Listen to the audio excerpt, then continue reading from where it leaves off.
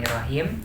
Assalamualaikum warahmatullahi wabarakatuh. Halo para besti-besti aku semuanya. Kembali lagi ke channel Hikamas. Channel ini membahas terkait dengan kasus kriminal yang terjadi di Indonesia. Kasus yang bikin kita tuh bereaksi akan, kok bisa kasus yang seperti ini terjadi di Indonesia? Buat teman-teman yang baru ngeklik video ini, jangan lupa untuk di subscribe, like, dan di komen ya, untuk menambah berkembang dari channel ini. Karena aku punya target sebelum mengakhiri tahun 2024, harapannya bisa mencapai 1000 subscriber. Semoga ya teman-teman. Oke, kali ini kita akan membahas terkait dengan kasus kriminal yang terjadi di daerah Kalimantan Timur, yang dimana pada kasus pembunuhan satu keluarga yang berisikan 5 orang oleh satu orang remaja di bawah umur. Bagaimana kronologinya ini bisa terjadi, dan siapa pelaku dan korban, dan apa yang melatar belakangi ini terjadi, dan apa hikmah yang didapatkan pada kasus kali ini. Yuk kita simak kasusnya. Kali ini kita akan membahas terkait dengan profil terlebih dahulu, yang dimana ini terjadi pada seorang ataupun sebuah keluarga yang beranggotakan ada pasangan suami, istri, anak ada 3 orang. Siapakah suami dan istri tersebut?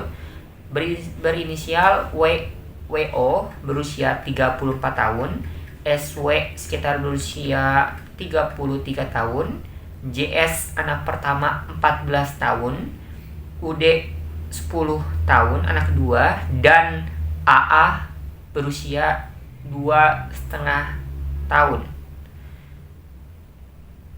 Bagaimana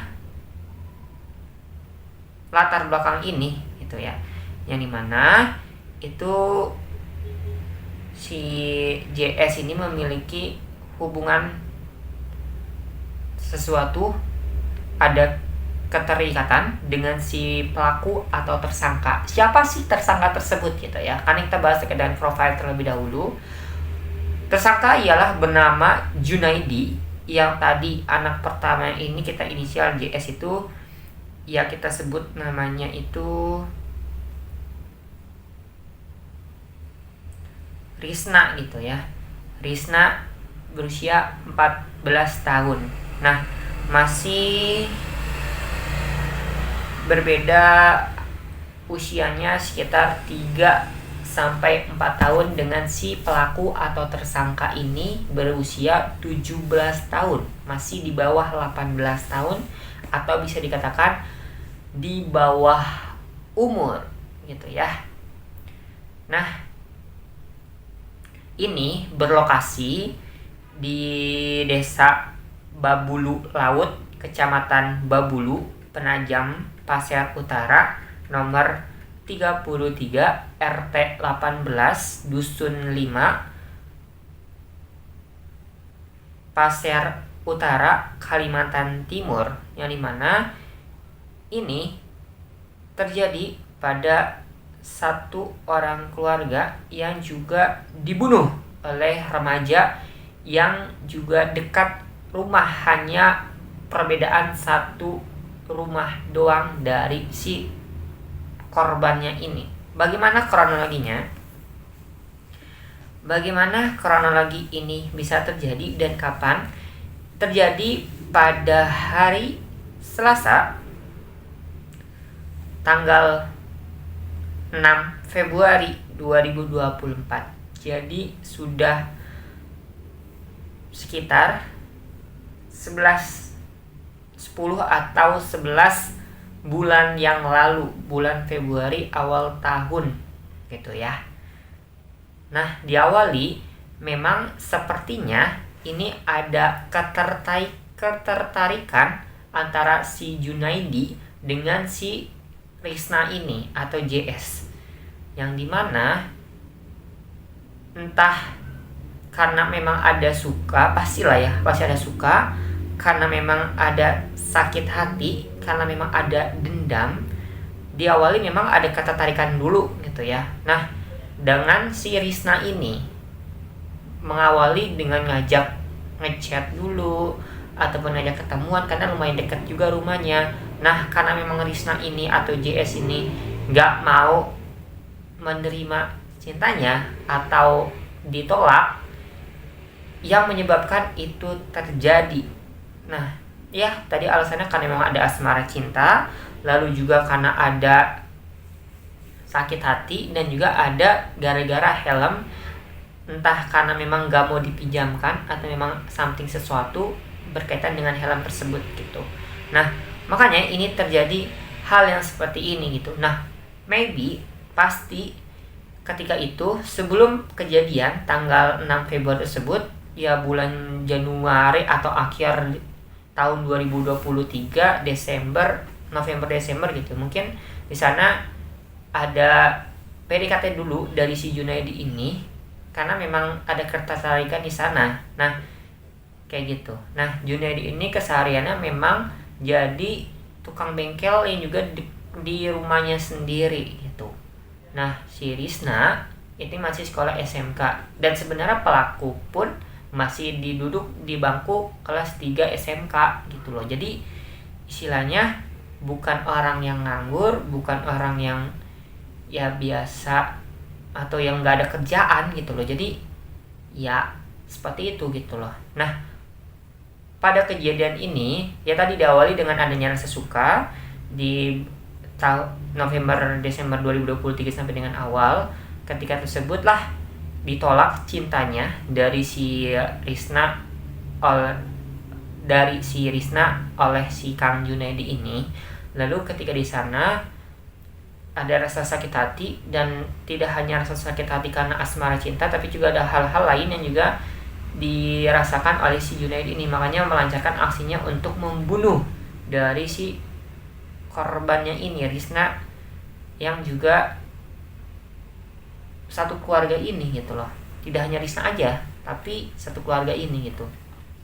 Nah, kronologinya ialah pada malam itu di hari Selasa, atau kan sebelum hari Selasa itu hari Senin lah ya, tanggal 5 Februari 2024. Nah, itu memang ini si Junaidi itu memang melakukan mabuk lah ya, mabuk yang juga dengan teman-temannya gitu loh, yang juga ya namanya masih muda, menghabiskan waktu dengan seperti itu udahlah nggak apa-apa gitu loh.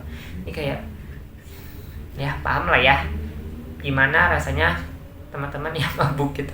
Nah, ketika mabuk di sana memang itu ya diawali di hari Senin malam sekitar jam 11 jam 12 malam. Nah, ketika itu udah terjadi dan udah selesai, nah memang itu si Junaidi ini itu memang menyampaikan ingin melakukan pemerkosaan atau pembunuhan terhadap seseorang, tapi di sana itu nggak dikasih tahu siapa orangnya, siapa yang menjadi target untuk dilakukan hal seperti itu gitu loh. Baru menyampaikan itu aja kepada si temannya tersebut. Nah, ketika di sana itu langsung shock temannya tersebut. Jadi istilahnya itu nggak mau bantu gitu, hanya sekedar tahu aja di sana. Nah, memang pada saat kejadian tersebut, ini tadi kejadian si pelaku. Nah, bagaimana si korbannya ini. Nah, pada saat korbannya ini di malam tersebut memang itu lagi ngobrol dengan si kakak dari si pasangan suami istri ini, menjadi korban juga gitu loh. Nah, itu dimana sekitar sekitar jam 1:30. Nah, siapa sih kakak korban ini? Yang ini bernama Bapak Mujiono gitu. Memang lagi ya interaksi, ngobrol ya biasa, karena juga nggak terlalu jauh juga lokasi rumah dan juga lokasi dari si kakaknya ini gitu loh. Jadi ya sampai dengan jam 1 sampai dengan 1:30 tersebut masih ada di sana gitu loh, masih ya interaksi di sana gitu. Nah, karena memang udah terlalu malam, udah capek juga, akhirnya pulang ke rumahnya dari satu keluarga ini. Nah ketika di sana ya pulang, terus juga ya istilahnya udah mulai ngantuk lah ya jam tersebut gitu, karena udah capek juga, akhirnya ya istirahat. Ya memang ini tuh ternyata baru hanya ada 4 orang, yakni ada istri, anak ketiganya ini bernama tadi ada Risna, dan 2 adiknya ini yang berusia 2,5 tahun dan 10 tahun. Nah akhirnya tertidur pulas di sana, dan si ayahnya ini memang masih berada di luar gitu loh, masih beraktivitas yang memang melaksanakan kerjaan yang belum selesai, istilahnya gitu lah ya. Nah di sana itu ya kita langsung ke kronologinya ini. Nah ketika di sana itu si pelaku, si Junaidi itu memang lagi ingin, ya tadi habis mabuk gitu kan, langsung memang ada parang gitu ya, atau senjata tajam yang lagi memantau dari lingkungan rumahnya tersebut gitu loh. Nah di sana memang diintip terlebih dahulu rumahnya ada orang atau enggak. Terus akhirnya di sana apa yang pertama dilakukan yakni mematikan saklar lah ya, lampu yang berada di rumah tersebut dimatikan di sana, hingga akhirnya ya gelap dong, ya pasti udah pada tidur juga di sana gitu. Nah dimatikan di sana karena memang awalnya itu lampunya masih hidup lah ya di sekitar rumah tersebut.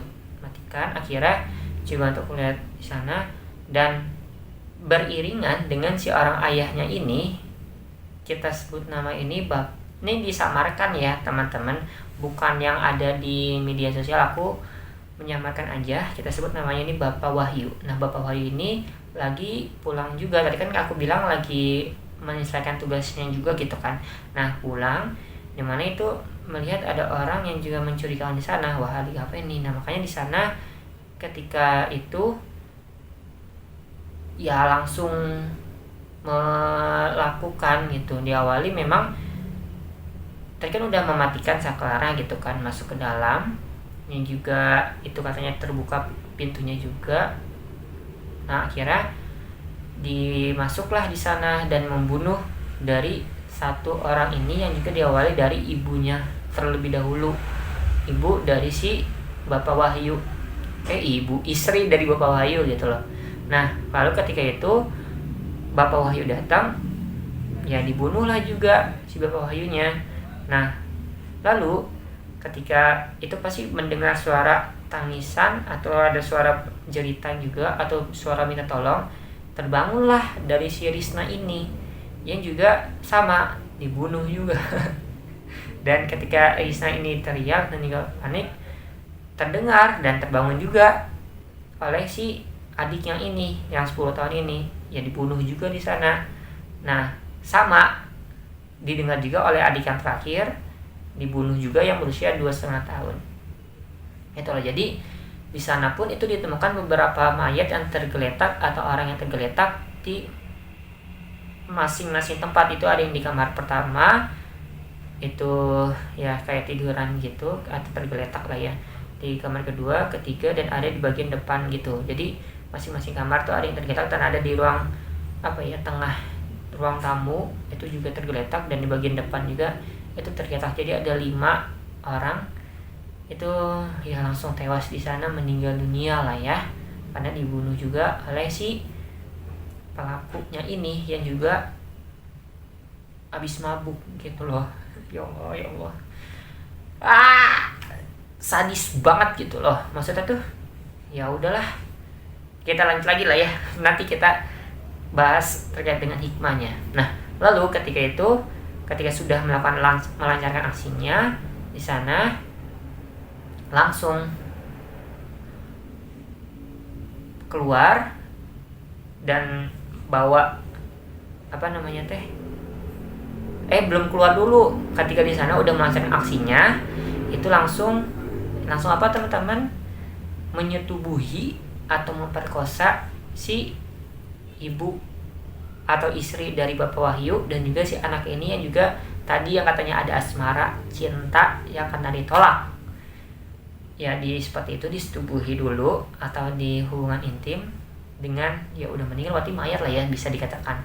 Nah di sana, lalu di sana memang ketika di sana itu ada beberapa barang yang juga menarik untuk dia ambil.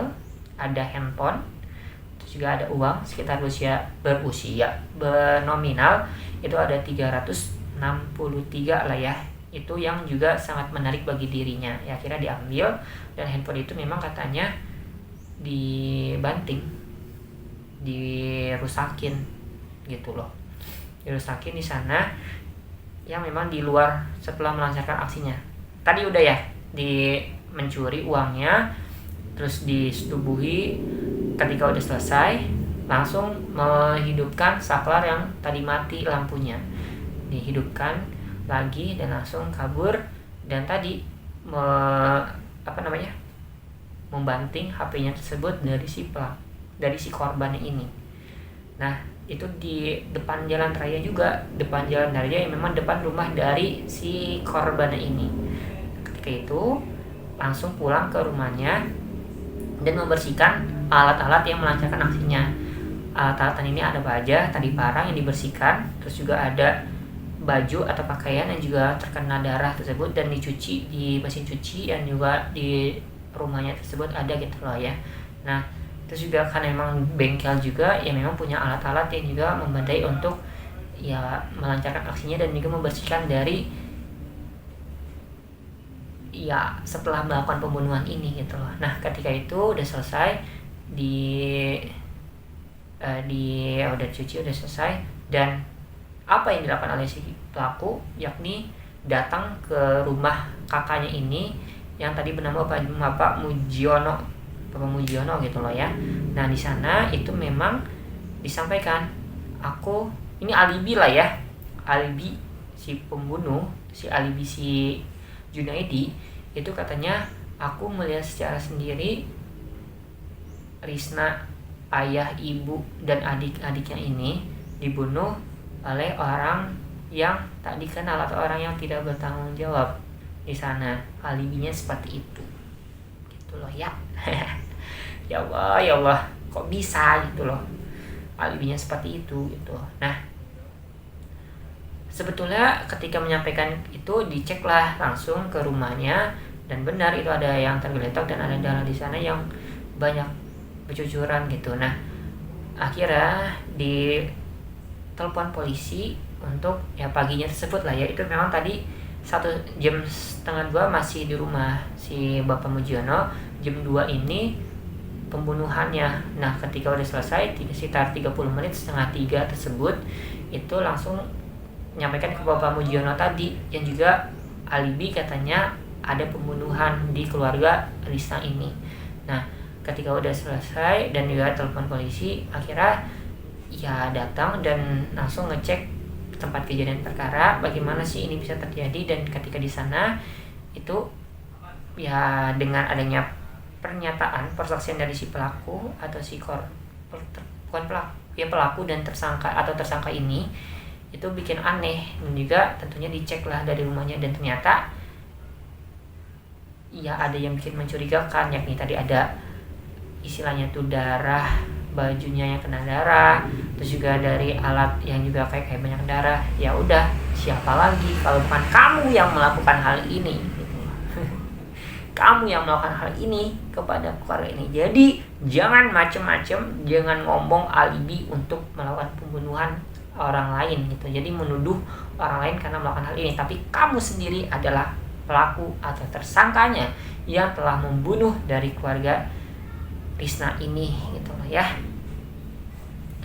Nah makanya dari sana itu si pelaku dijerat dengan pasal yang juga ini ada 2 versi ya teman-teman, tapi ya versi yang terakhir lah yang dipakai oleh pihak kepolisian, dimana menurut tuntutan jaksa penuntut umum atau JPU dihukum atau divonis dengan 10 tahun penjara dan juga 1 tahun dari LPKS atau lembaga kemasyarakatan di sana. Dan karena memang di sana dia juga banding yang juga akhirnya oleh majelis hakim ia dihukum dengan vonis sekitar 20 tahun penjara kayak gitu ya, dimana tentunya ada pasal-pasal yang berkaitan dengan di sana, pasal 340 KUHP pembunuhan berencana dan pasal 363 terkait dengan pencurian. Jadi sebetulnya ya aku lihatnya juga geleng-geleng kepala, kok bisa gitu loh. Maksudnya tuh Allah Akbar, 5 orang. Kalau 1 orang, ini 5 orang kok.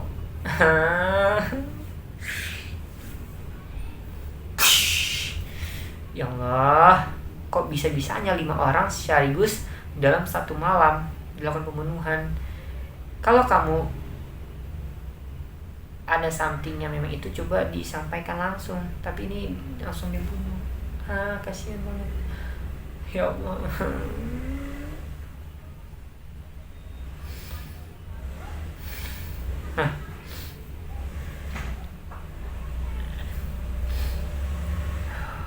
Nah, makanya dari adanya hal ini itu tentunya diamuk oleh massa dan juga yang geram lah ya. Pasti aku aja udah lemes kayak gini, udah geleng-geleng. Ya masa orang yang ada di daerah sana nggak marah, nggak kesel. Makanya dari sana itu si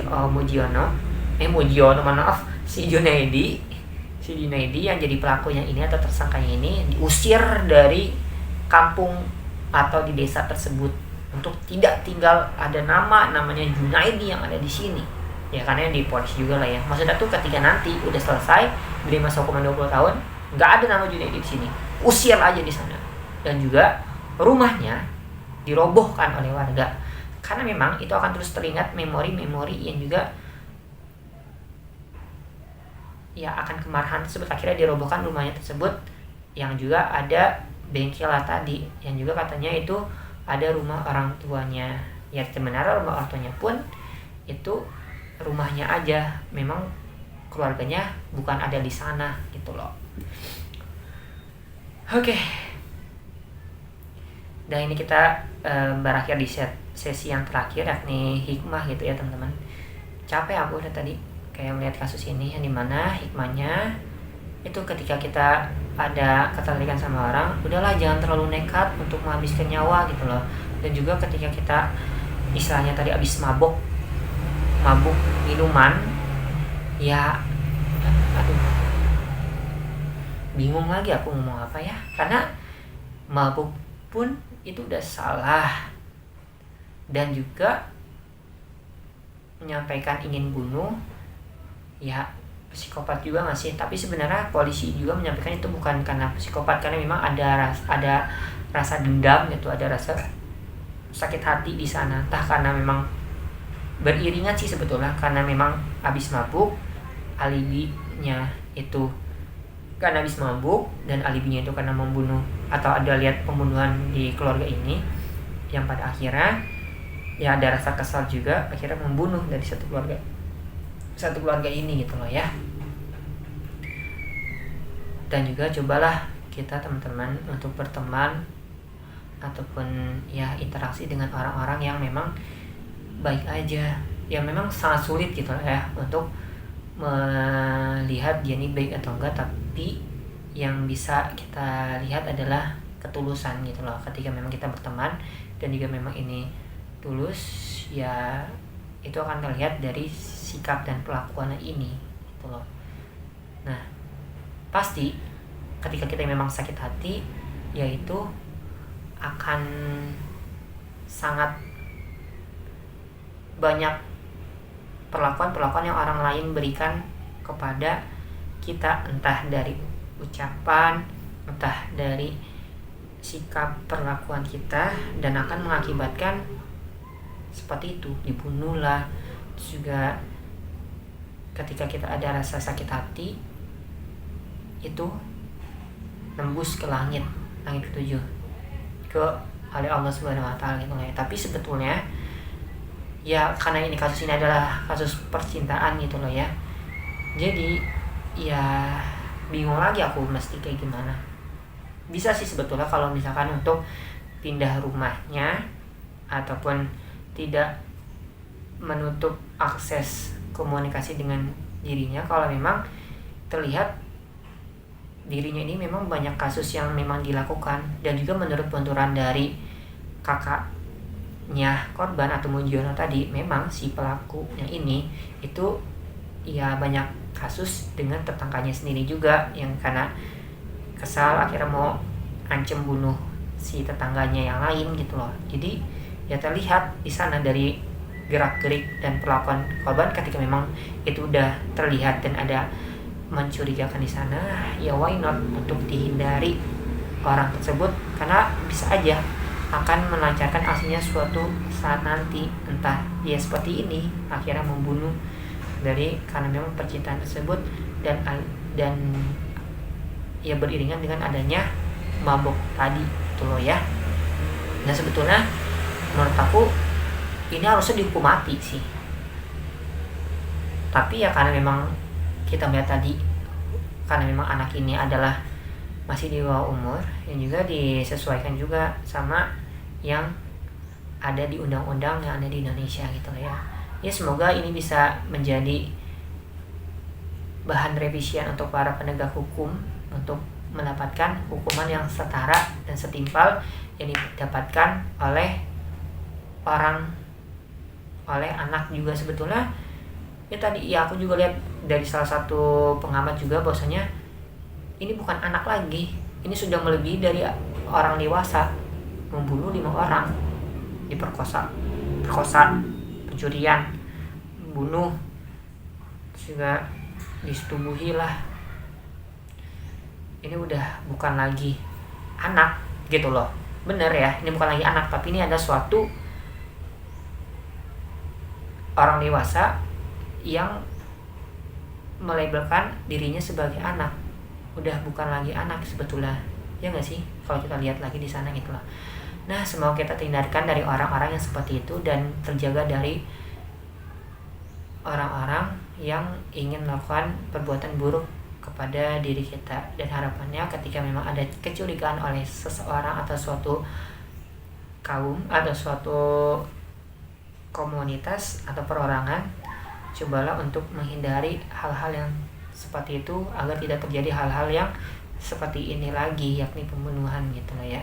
Semoga teman-teman banyak mengambil banyak hikmah, banyak makna pada kasus dan kejadian kali ini. Jangan lupa di subscribe dan komen. Wassalamualaikum warahmatullahi wabarakatuh. See you next video teman-teman. Bye bye.